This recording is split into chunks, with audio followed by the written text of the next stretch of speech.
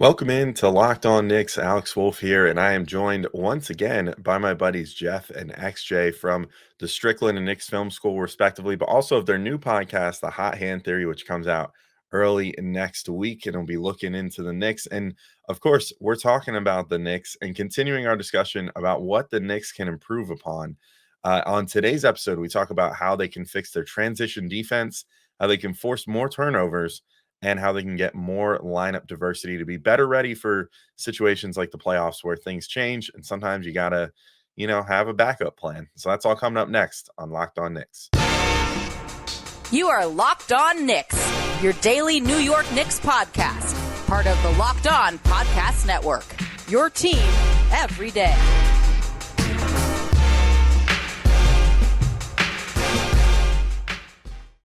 All right, welcome in to Locked On Knicks. This episode is brought to you by FanDuel Sportsbook, official sportsbook of Locked On. Make every moment more. Right now, new customers can bet $5 and get $200 in bonus bets guaranteed. Visit FanDuel.com/LockedOn to get started. And I wanted to thank you guys for making Locked On Knicks your first listen today and every day, whether you're checking us out on your favorite podcast platform or taking in the sights and sounds on YouTube. We appreciate you making us a part of your daily routine. Make sure to hit that auto download function on your favorite podcast app or the notification bell on YouTube so you never miss an episode, because we are here for you guys 5, sometimes 6, sometimes 7 times a week right now with the season coming up. So you never want to miss an episode. I'm Alex Wolf. I'm editor-in-chief of Knicks site, The Strickland, which you can find at thestrick.land. And as I said, I'm joined by one of my buddies from the Strickland, Geoff, and also XJ, who's from Knicks Film School, who are putting together a new podcast called The Hot Hand Theory, which will be coming out next week, where they're going to be taking an analytical approach to covering the Knicks and, checking out things with this team. So we tried to do just that in this episode. This is also the second part of this episode. So if you haven't already, go back and check out our episode from Tuesday, where we started this discussion and talked about a lot of stuff on the offensive end for the Knicks to try to fix. But for now, this is more on the defensive end. So let's talk about that right now. So to get into the back half of our things to look to improve upon, actually, I'll throw it to you because I know that you're thinking a bit about the Knicks transition defense here. Yeah, let's transition to defense with transition defense. Let's go. So, my second thing that the Knicks could improve upon is transition defense. So specifically, this is specifically transition defense off of steals. So it's really interesting. The Knicks had a solid transition defense overall last year, despite being an amazing offensive rebounding team, as we've talked about ad nauseum. The traditional notion, right, as we all have heard, is that there's this trade-off between transition defense and offensive rebounding, because to get offensive rebounds, you have to crash the boards with more players, and that ruins your ability to get back on defense. So besides the fact that, as a side, I've seen some recent data crunching that suggests that this trade-off is strongly in favor of the offensive rebounding side of things. So besides that, the Knicks didn't even have to make this trade-off, because Mitch and Hartenstein, they do a ton of offensive rebounding essentially single-handedly. Both of them, not just Mitch. Hartenstein was amazing at offensive rebounding last year. So this not only allowed the Knicks to get back in transition while still posting incredible offensive rebounding numbers, it also forced opponents to have to account for the fact that their five-man was always crashing the glass. And those opponents couldn't leak out, Obi Toppin style. So for those reasons, I'm sure, and I'm sure more reasons that I can't think of, the Knicks actually had a really good transition defense off of live rebounds. However, completely different stories when you're talking about transition defense off of steals. They had one of the worst transition defenses in the league off of steals. And not only that, steals led to transition opportunities for their opponents more often than every team in the league besides the Houston Rockets, who were absolutely the worst transition team in the defensive team in the NBA. So one of the improvements that I want to see is more ball movement. I'm aware that may lead to more steals and live ball turnovers. So it will be critical that the Knicks ensure that this part of their defense is up to par. One thing I want to say is that something I've noticed is that Brunson is so often the first man back off a steal. as the highest man on the perimeter. And essentially that's like a cone drill for opponents. Like if you're someone who looks at the impact metrics and, stuff like EPM, LeBron, Raptor, you have noticed that Brunson is rock bottom in defensive impact. And he looks like one of the worst defenders in the entire league.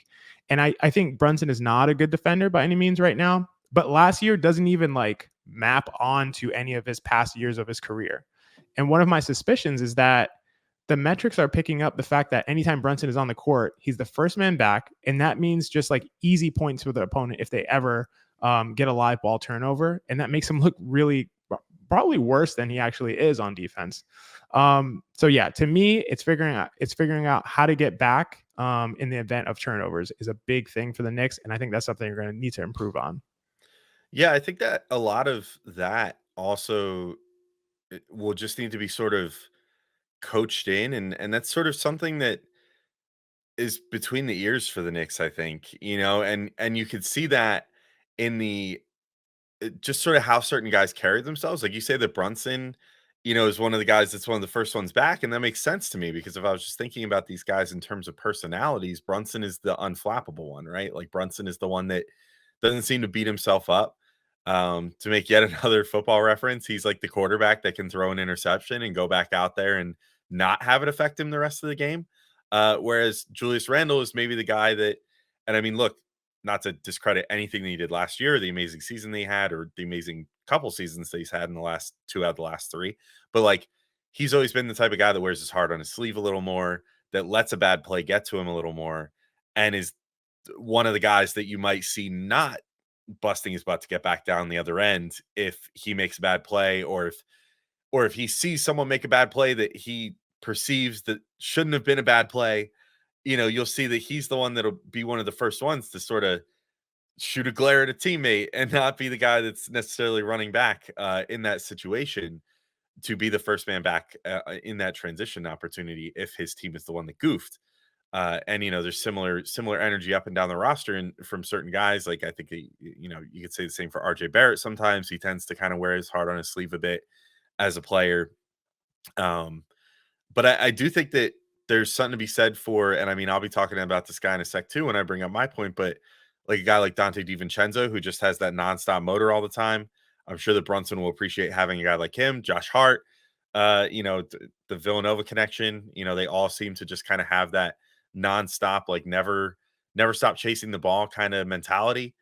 So hopefully that'll help with that transition defense. Also, a more spry Mitchell Robinson this year, which he looks to be, I think could be helpful as well in terms of if the Knicks, give up that steal, and then someone can at least get back there to impede the progress of someone long enough for Mitch to catch up. Then if Mitch can then catch up, then it could be lights out, because he's one of the, if not the best rim protectors in the entire NBA, and one of the most prolific shot blockers, especially at awkward angles, I think I've ever seen. But Geoff, how do you feel about the transition defense and some of XJ's points there? I just want to add on that another reason Brunson gets hurt by these impact metrics is, at least related to transition defense, is because of floor mapping. And what I mean by that is the Knicks love having guys in both corners. Like Tibbs, the numbers say that the corner 3 is the most efficient 3. Tibbs loves the corner 3, loves placing guys in the corner. Jalen Brunson loves operating from the mid-range, and Tibbs wants Mitchell Robinson crashing the offensive glass. Okay, so you've got a 1-5 screen and roll with Jalen Brunson cooking from 5 to 15 feet and Mitchell Robinson crashing the offensive glass, and 2 guys in the corner.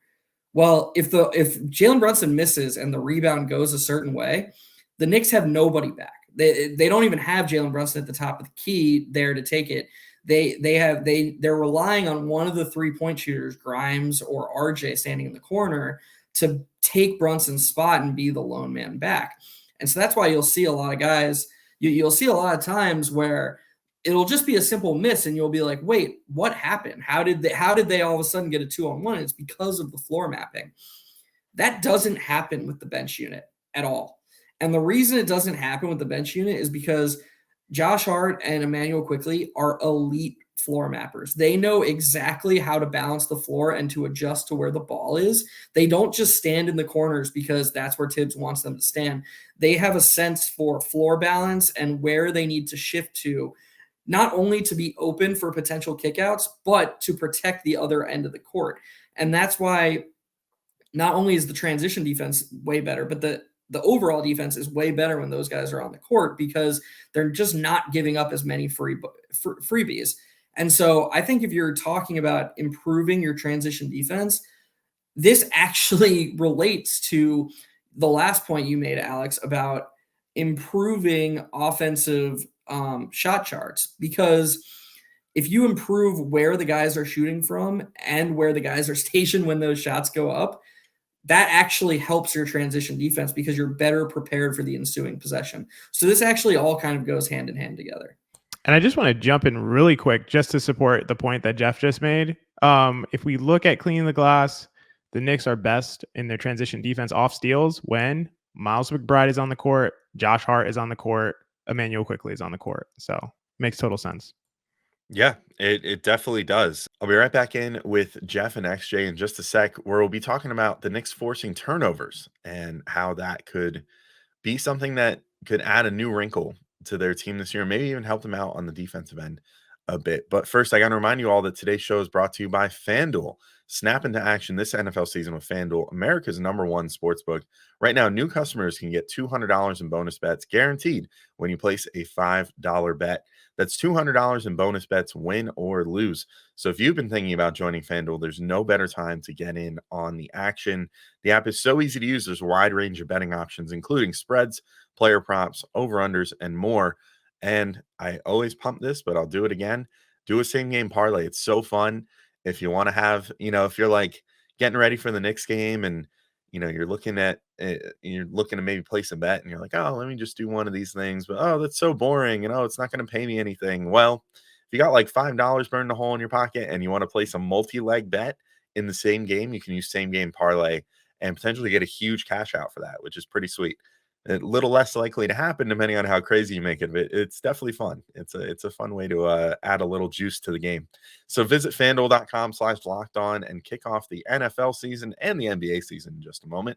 FanDuel, official partner of the NFL.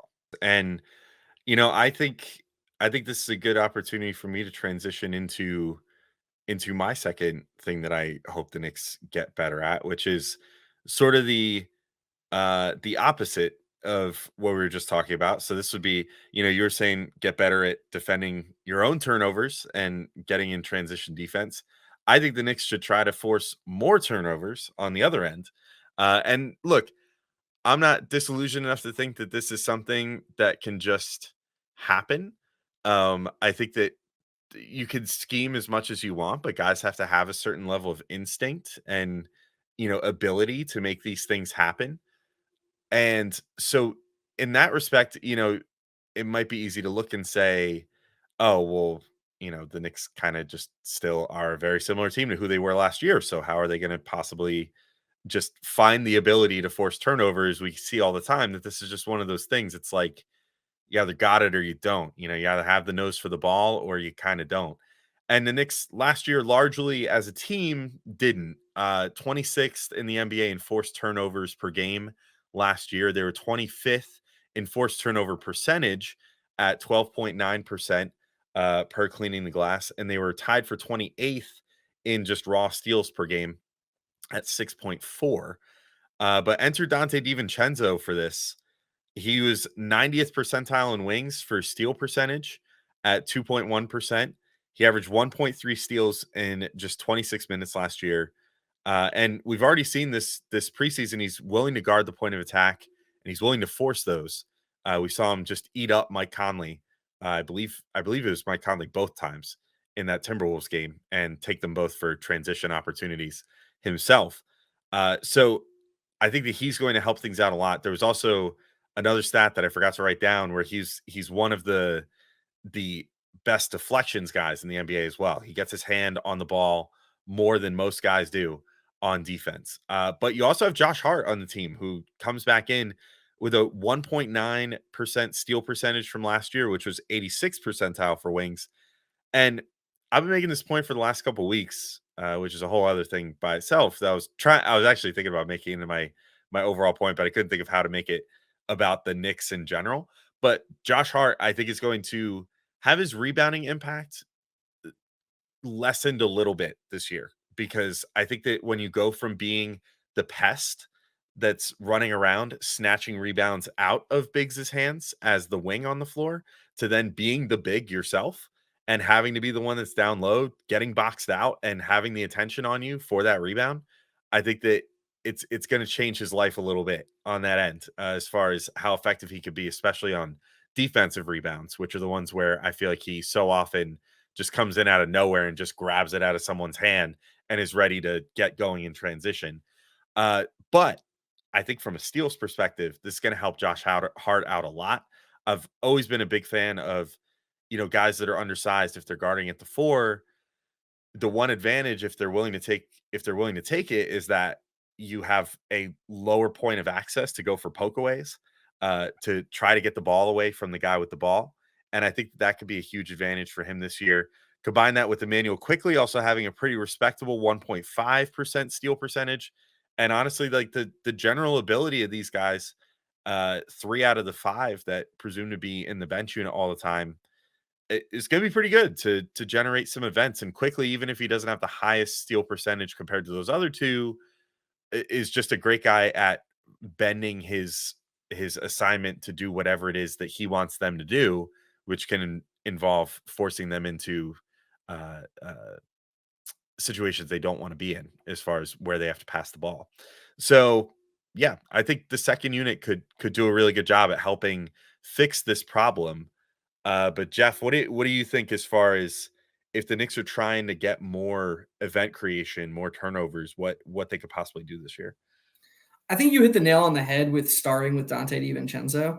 And one thing you didn't say that you kind of hopped around, but you didn't directly say it, is the presence of DiVincenzo and Josh Hart with Emmanuel Quickly is really going to unlock how much Quickly can gamble off the ball. So a lot of Knicks fans, when you talk about Emmanuel Quickly's defense, they see a smaller guy who can get picked on a little bit on the ball. I wouldn't go so far as to say he gets hunted, because I think he's a good on-the-ball defender, and I think he's a great screen navigator. So I don't think he's the type of guy that you want to just be like, oh, yeah, we're going to go at him. But if you want to say he had a quote-unquote weak point in defense, it is on ball. And that's just because he is, no exaggeration, one of the best off-ball defenders in the entire league. He is the Knicks' second Mitchell Robinson that nobody really knows about. And what DiVincenzo and Hart allow him to do is he's not really covering for guys' mistakes anymore, as he is just allowed to anticipate what the offense is going to do and exploit that. When you watch him play with Julius Randle, when you watch him play with RJ Barrett from last season, we're quickly standing off the ball, and he's like he's trying to cover for a lapse in the defense, whether it's Julius Randle, whether it's Jalen Brunson, sometimes it's RJ Barrett even. Quickly locates, where a mistake is about to be made, and he covers for it. There's a great clip from that Celtics game where he scored 38 points in the Garden, where JJ Redick talks about how Quickly was actually better defensively in that game than on offense. And he's talking about some stunt he made on Al Horford where Julius Randle got beat. And it just kind of sums up what he does off the ball. But when he's playing with DiVincenzo and he's playing with Hart, those mistakes don't happen as much. So I think something you saw in the Timberwolves game, he got steals on back-to-back possessions off the ball. But because he doesn't have to cover for mistakes as much, he's still has that great awareness. But instead of, okay, I'm going to go help this guy, he's saying, okay, I'm going to pick off this pass. I'm going to jump in this passing lane. And I think that's a way that the Knicks steal percentage is going to go up. And then the last thing I'll say before I turn it over to XJ is I've really liked how Tom Thibodeau has enabled Donte DiVincenzo to be his same self within the defensive scheme that Tibbs wants. And what I mean by that is Tibbs is usually a little bit more conservative. not a little bit more. He's one of the most conservative defensive coaches in the league because he doesn't want his team to get beat by a mistake. He'd rather force the other team into the toughest shot possible than gamble. And some of the times you'll have a high end result. Some of the times you'll have a really low floor result. He'd rather have that very high median, consistent output, possession to possession. That's the kind of person Tom Thibodeau is. So a Donte DiVincenzo who likes to get steals, likes to go for steals, doesn't really jibe with that. And what Thibodeau said is, as long as you stay within the scheme, as long as you're not jumping way out of position, we want you to go for steals. And we've seen that with DiVincenzo. And I think that's going to be incredibly valuable to the defense. Yeah, this is going to happen on Hot Hand Theory a lot, where Geoff goes first and then says everything I wanted to say. So by that, I mean, I agree with everything that you just said, Geoff, and is really what I was thinking as well. I'm just going to kind of reinforce everything you said, but DiVincenzo not only adds his ability to generate steals himself, but adds just another stout defensive player to the lineup, which allows players who are excellent off-ball defense, like Quickly, to take a few more chances without it penalizing the defense as a whole. And I think that's great. And I think the addition of DiVincenzo actually will be compounded with regard to its impact on the defense and the ability to force turnovers, as you've been discussing, Alex. I think it's just going to be even better than just adding his great I don't remember what you said, 2.3% steal percentage. It's going to be even better. And I'm just excited to see some of the defensive units that we're going to be putting out there. I expect McBride to get a few minutes here and there, but when you have guys like DiVincenzo, Quickly, Hart, Grimes, and McBride for whatever few minutes he's out there, there's going to be guys flying all around the perimeter, generating turnovers, generating havoc. And guess what? The defense is not really going to pay as a result because they have really great defenders who are smart, who can peel switch, who can do a lot of things to understand how to get back in the play and get a body on someone. And there's no loss and no penalty on the defense for going for steals. So I do think we're going to see a lot more forced turnovers this season. I'm looking forward to it. Here's hoping a little bit of both, a little forced turnovers, some transition, some just in general fun play. I think that second unit just stands to get even more fun this year as a result of the guys that they're going to be employing and sending out there on a nightly basis, whether you pair them with Quentin Grimes, RJ Barrett, no matter what. I think they're in pretty good shape. And I didn't even bring up that Mitch and Hartenstein are two of the better defensive steal producing centers in the entire NBA as well, both also boasting around 1.5 steal percentages as well, which means that second unit is just going to have lots of handsy dudes out there trying to poke the ball away and make something out of it and turn it into a transition opportunity. So that should be a lot of fun. All right, I'll be right back in to finish this wide-ranging discussion with Geoff and XJ, where we'll talk about the Knicks lineup diversity and how adding some new wrinkles during the regular season could potentially help them out when it comes to the postseason this year. But first, I got to remind you all that today's show is brought to you by Jase Medical. And we all know that there's natural disasters happen, and sometimes that can mean not having access to not just your roads and your electricity and everything else and your means of getting to a doctor's office and having the doctor be able to see you, but sometimes even your internet. So then it makes health a little harder to get to and everything else. And it's good to be prepared, because if you get sick during those, you never know what's going to happen. That's where the Jase case comes in. The Jase case is a personalized emergency medication kit that contains 5 essential antibiotics that treat the most common and deadly bacterial infections. And you can also customize your case and add life-saving medications based on your unique needs. So if you have prescription medication that you need, you can always have that on hand in case there's any sort of emergency that makes it so you can't get your supply of medicine. Jase Medical now offers customizability for your Jase case with dozens of add-on medications. Choose the medications that best fit you and your family's unique needs. And Jase is continually working to expand their medication offerings, so you'll be able to find what you need. Also, if you have a family member who you think this might be helpful to, there are gift cards. You could buy a gift card for your family or your loved ones so they can get a Jase case of their own. So go to jasemedical.com and enter code LOCKEDON at checkout for a $20 discount on your order. That's promo code LOCKEDON at jasemedical.com.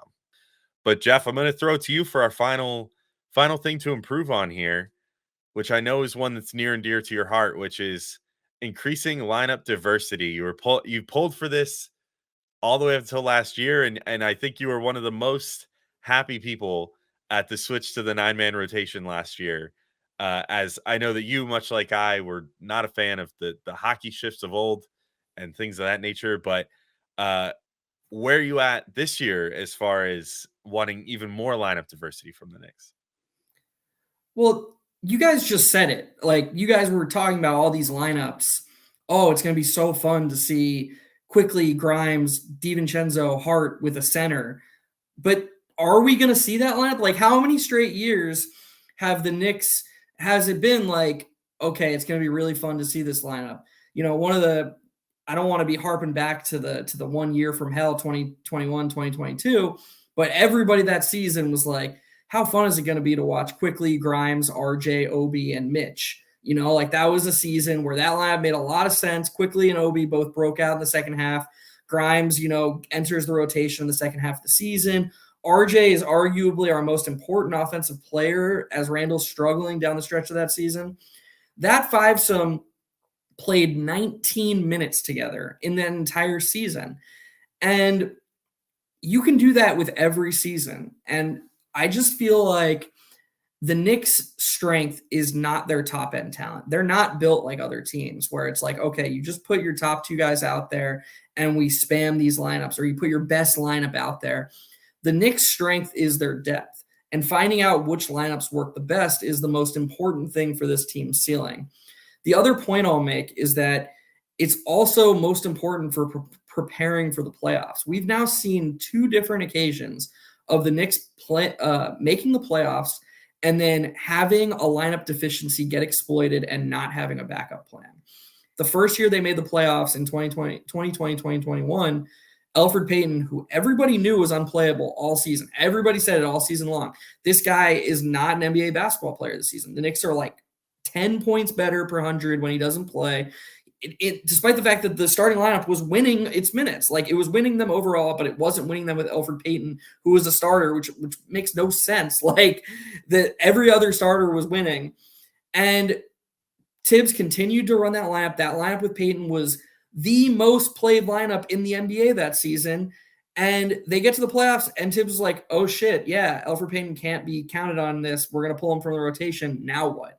And his answer was just to play Derrick Rose 40 minutes a game, because that's all he could do.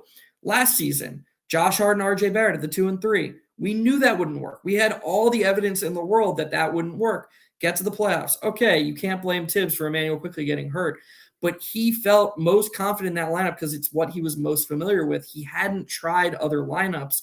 You have to mix and match and see what works best. Give everything a chance, because having a high floor in the regular season, yes, it's nice for us Knicks fans who lived through the 2000s. But at this point, with the league wide open, with no super teams, you have to be thinking championship. Like, I'm not saying the Knicks are going to win the championship this year. I'm not even saying it's a down season if they don't contend for a championship. But it's not 0%. And so as the coach, it's your job to maximize your team's title chances.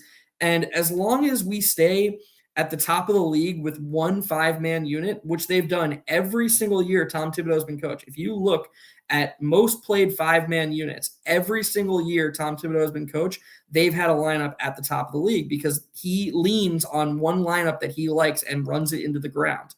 As long as he's doing that, we're not capitalizing on what this team's biggest strength is. And I think the team needs to make that adjustment into this season if they want to succeed in the playoffs. Yeah, I'm with that. I mean, I'm right there with you. I think that the biggest thing with Tibbs is that he loves his security blankets. He'll experiment for a little bit, usually in the preseason, and then he very much figures out what he likes and sticks with it. I get the feeling that he's a guy that has bought the same brand of toothpaste for the last 20 years, that has, found a type of, coffee creamer that he really likes, even if it's one flavor, and just says, you know what, I'll go French vanilla every morning just because that's what I like. Like, that's just the type of guy that he is. But unfortunately, you reach the points of the season where sometimes the the poo hits the fan, and you really got to kind of think on your feet. And the Knicks often find themselves in a position where they can't, because there's nothing that they could do that would make sense, because they don't practice these things clearly outside of games, and then they don't practice them in games of experimenting with various guys playing together, and then it becomes a thing of like, well, it's not even worth trying in the playoffs. Or if you do try it in the playoffs, then these guys don't know what to do with one another because they haven't been playing with each other the whole year.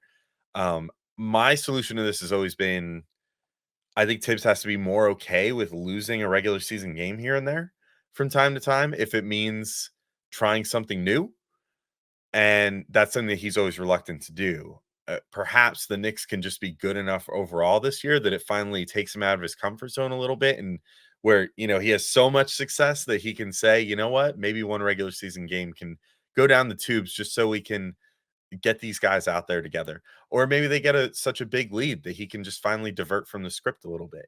Just there's a lot of different ways for him to potentially try this stuff out. I will say I'm at least a little bit encouraged that this preseason, he's been treating it like an actual preseason. So maybe this is him turning over a new leaf and being willing to experiment more. But actually, I'm kind of curious what you think as far as that's concerned as well, because I think this is maybe one of the, after a really good season last year, this is one of the last like really truly harpable things about Tibbs, I think, at this point as the coach of the Knicks. Absolutely. I mean, I will say the idea that Tibbs is going to kind of forego some regular season wins for the sake of long-term benefit, maybe pushing the bounds of reality a little bit here. But I will say Tibbs, I think a lot of us who have had gripes with, various decisions that he's made across the number of years that he's been the coach here, he has improved a ton. I think I really believe that. And my bold prediction on Knicks Film School recently was that Tibbs would win Coach of the Year this year. And now I made a convoluted case for this, which is that according to all the top NBA player lists that we see coming out, the Knicks don't have any really good players. They have just like a bunch of like okay guys. And the Knicks are going to be good this year. They might be really good. So I mean, there's got to be a reason for it by process of elimination. I think some people are going to think it's because of Tibbs. But that being said, I do think Tibbs has come along a long way. It's preseason. We're being optimistic. I believe that Tibbs is going to look at some of the lineup data from last year and see that basically he ran like 5 or 6 lineups out there for a really high number of possessions that were all better than his pet lineup. And I think that that's something that he's going to look at. And I think that he's something he's going to really consider, because it can get him more regular season wins. And we all know that's what he cares about. He cares about winning every game that he possibly can. So I really believe that he's going to look at some of this lineup data that we all have access to. We're all able to look at. We're all able to see, like, when you mix and match some of these guys, when Brunson plays with Quickly, when, we see some of the kind of really stout defensive lineups and rotations, they play really well. I think he's going to take a look at that and make some of those changes. But I totally agree. The lineup diversity is key. It's key for a lot of reasons, for the short term and the long term. And I'm going to say from this point, I'm going to have some confidence that Tibbs is going to look at some of that stuff and make some of those decisions. And if you're looking for reasons to be, if we're being optimistic, it's a good preseason, the Knicks are in a good place. One of the reasons to be more optimistic this season that it's going to happen than in previous seasons is because in previous seasons, the lineup diversity we were asking Tibbs to embrace was having multiple structures to the team schematic. And what I mean by that is the number one thing we were asking for is for him to start the game with Mitch at center and then play some minutes with Obi and Randall and go small. And that is completely antithetical to how Tibbs views things. He wants your team to be playing one way the entire way through. Well, guess what? They're always going to have that center on the court now. That's not a problem anymore. So mixing in more lineups isn't asking them to play a different style, really. You can play that same style that Tibbs likes and mix and match. These players are now all interchangeable across 1 to 4, basically. And that, I think Tibbs will be more comfortable being like, okay, DiVincenzo, Hart, Quickly, RJ, Grimes, these guys can all guard multiple positions. They can all play together. I can get any combination of them out there with Brunson, with Randall. As long as Mitch or Hartenstein's on the court, he's going to be comfortable. And I think Knicks fans should be confident that Tibbs is going to change it up just a little bit this season. And like XJ said, because it won't be sacrificing wins, it'll be, all these combinations should in theory work together. Well, I think that's a great optimistic note to wrap things up on for this two-part podcast here. I think that my overall takeaway from all this is that the Knicks have, I think, just at this point, a lot of fairly low-hanging fruit that they can go after to get better and continue building on what made them such a great team last year and made them honestly a big surprise last year. I think they possibly will surprise a bunch more people this year by getting even better, because a lot of people thought, yeah, well, that's the especially outside of our own fan base. A lot of people are already saying, well, that's the best they ever could have been, and there's no way they could get better. But quite frankly, I think there's a lot of easy ways for this team to just kind of make some small adjustments like they did last year.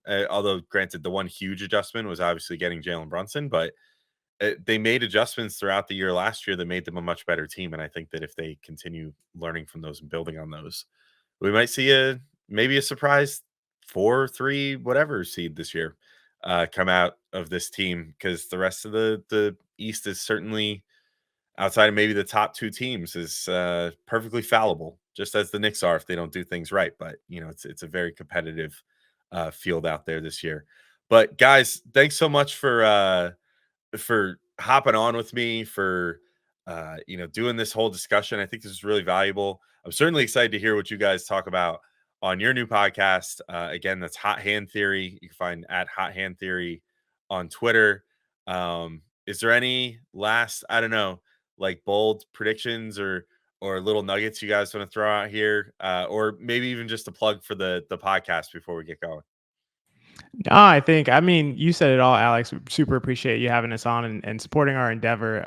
This has been a great conversation. I love the optimistic note that we kind of started on and ended on in a podcast about what can they do better. So I think that's great and speaks to where the Knicks are right now. But Hot Hand Theory, like you mentioned, it's a podcast. We'll be covering the Knicks from a analytical perspective and the rest of the NBA as well, and talking about interesting concepts you might not hear from other places. So we're really excited to get going.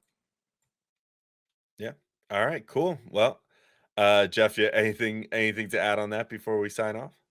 Yeah, no, as always, XJ crushes it with the send-offs and the promos. So just, I second what he said. And we already have, everybody probably who follows Strickland and Locked On knows Zach. Zach made an awesome intro video for us, just sort of like announcing our presence on Twitter and just like saying like, here we are. And then we've got, threads. XJ is amazing with like artwork and stuff like that. And we're just going to be doing all sorts of things on social media. So just look out for us and, give us a follow. And what we promise is that we're just going to keep working hard and we're going to do our best. And I don't know what more you could ask for. Cool. I'm right there with you guys. So thank you for joining me. Thanks everybody for listening. We will of course have, by the time you're here, we did a lot of advanced recording this week. So by the time that you're here at the end of this second part of this podcast, I think our next podcast will be the Knicks Film School crossover we've been talking about all week, that we recorded a week in advance. So keep your ears out for that coming next week, where we're going to be talking with those guys, giving our bold predictions in our yearly tradition. We also talk about how terrible our predictions from last year were. So if you want a good opportunity to dunk on us, make sure to check out that first episode. And then, the Knicks season starts next week. So buckle up, everybody. We're almost there. But until next time, thank you all for listening, and I'll talk to y'all soon. Peace out, everybody. Do it.